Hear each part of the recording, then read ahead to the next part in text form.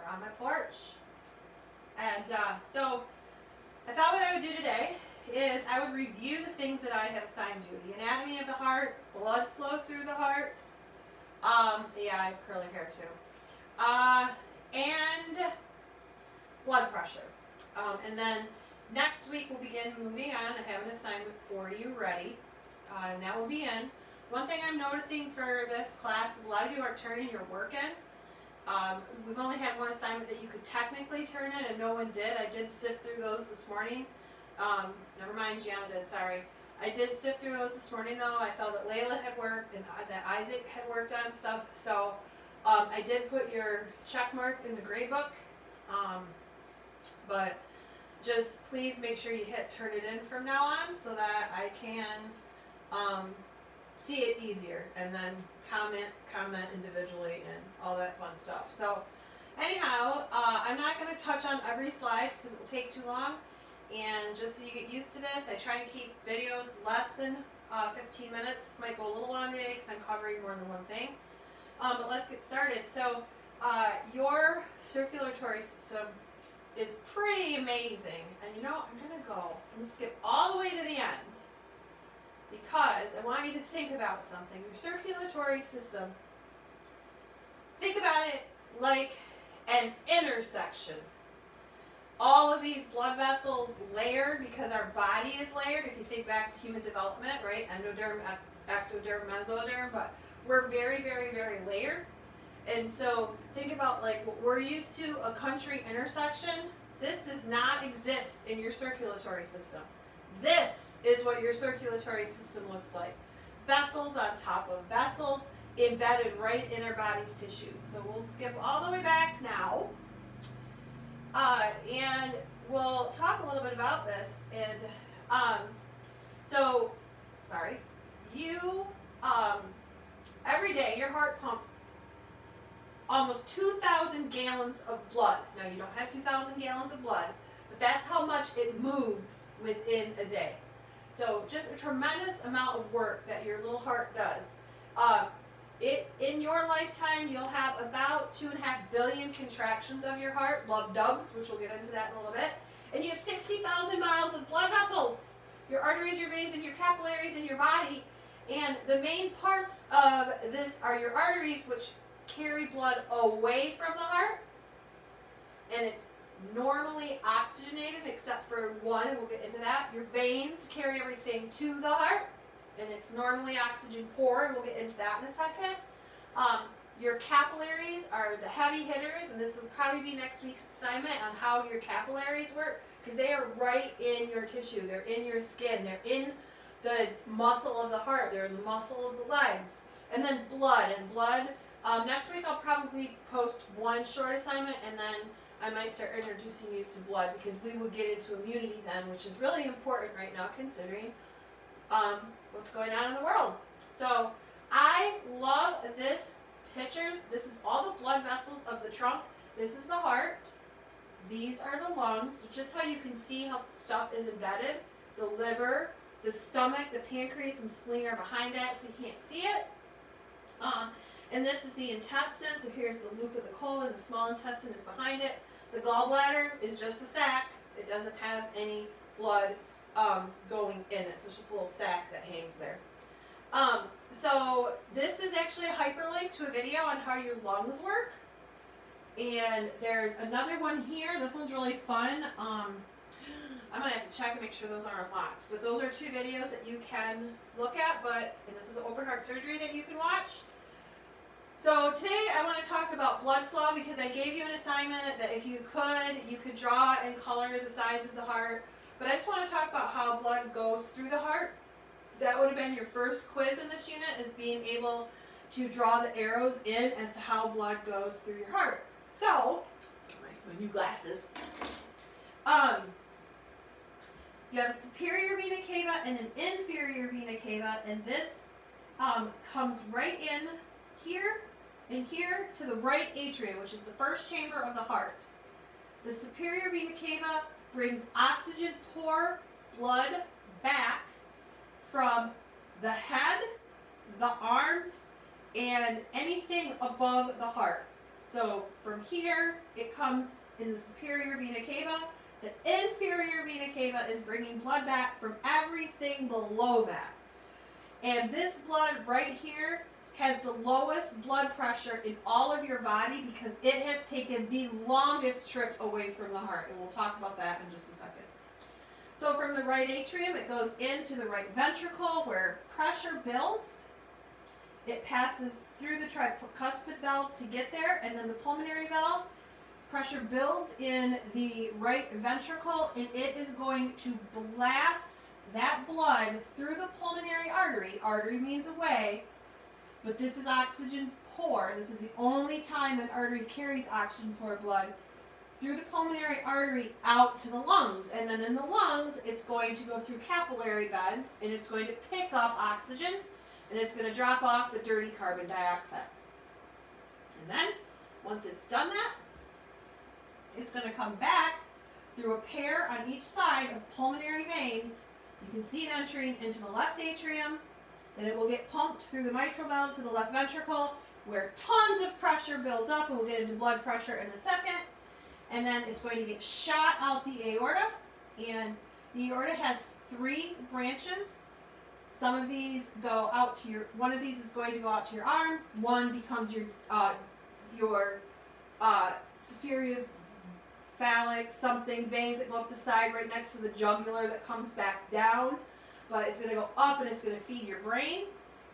And then the aorta actually drops down behind the heart, and it's going to travel directly next to your spine all the way down until it branches into your legs. And it gets a little bit smaller as it goes, but your descending aorta is pretty big.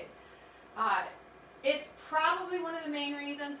It, along with your renal veins and arteries, and then anything going to your spleen, if you're in a bad car accident or you have a bad fall, these are the things that you could have injured to have internal bleeding. So that is the path of blood flow through the heart. This is another great video of how the heart actually works. So we can skip some of this. I'm going to leave this up to you. This talks about what each of those vessels does, and this is the 3 parts of the aorta, those 3 little tubes that we just talked about. So I want to skip ahead. Oh, I don't want to skip this. So your heartbeat, your lub-dub, lub-dub, lub-dub, lub-dub. You're literally hearing the vessels of your heart open and close. So the lub is the tricuspid and the mitral valve. So this is your tricuspid, right, and your mitral. That's when those close. And the dub is when the pulmonary and the aortic valves close. So it's just so weird to think about. You're hearing that loop, dub, loop, dub, loop, dub. You're hearing the closing of those valves.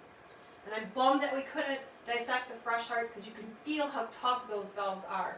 And sometimes those valves wear out for older people or people that have heart conditions, and they get valve replacements. So, but because they close as pairs, and this question says if both the valves are closing together, what does this allow us to build or maintain? And that, my friends, is pressure! This is amazing. You had a blood pressure assignment this week. Your blood pressure is so important. It allows us to be the active animals that we are, right? So blood pressure is super, super important. It allows us to be efficient. We have running metabolisms. Some organisms don't have closed circulatory systems, so they don't have blood pressure like we do. Their blood bathes their organs, and it's not quite as efficient. They live really short lifespans. We live longer lifespans because our circulatory system is under pressure. And this is a great TED Ed on blood pressure. It talks about how your diet can help with blood pressure, all kinds of cool stuff. So if you have the ability to watch it, watch it. So our heart creates enough pressure to squirt blood 30 feet. If we were at school, that would be all the way from my desk to the opposite wall and spray it on the wall. So when you watch Grey's Anatomy and you think it's fake when they show blood squirting, it's not. They're not probably even accurate enough. So it can create enough pressure to be able to do that. So when we measure our blood pressure, we're measuring the amount of pressure that it's exerting on vessel walls. So what's happening on the vessel walls. So why do we have a pressurized system? And this is going to go through a lot of the answers of those questions that I put on there for you. First of all, it's a closed system. We don't leak. We don't waste our blood at all. And because whenever you have that large volume of blood, right, multiple liters of blood, when you are taking a lot of it from inside the heart and putting it out into smaller tubes, pressure builds. Just like if you fill a water balloon, the more liquid you put in it, the more pressure builds. So as that left ventricle, that lower left chamber of the heart, squirts the blood into the aorta, it's going from a larger space to a much smaller space. It's a little bit bigger than my thumb, but imagine, right, a half a cup of blood going from a balloon into a small tube. So pressure just naturally builds up.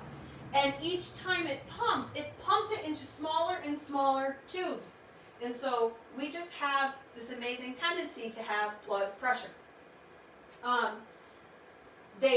So we don't have rupturing. This question always comes up, and I put this in a couple years ago. We don't rupture because every time the ventricle relaxes, the pressure can go down. So it pumps and creates pressure and then relaxes. Pumps and creates pressure and then relaxes. And so when we measure blood pressure, we measure the systolic pressure, that's the push, versus the diastolic, that's the relaxation. So that's why you have a high number for, and this is normal blood pressure, 120/80. At your age, it should be below that. You guys should have the lowest blood pressure. But some of you don't because you're little stress balls. And then the further away from the heart, obviously the lower the pressure. And that's why I talked to you about how this is the spot, this inferior vena cava, is the farthest away from the heart. Because if we think about the entire circulatory system, it's highest when it leaves the heart at the aorta, but it travels and it's going to bathe, right?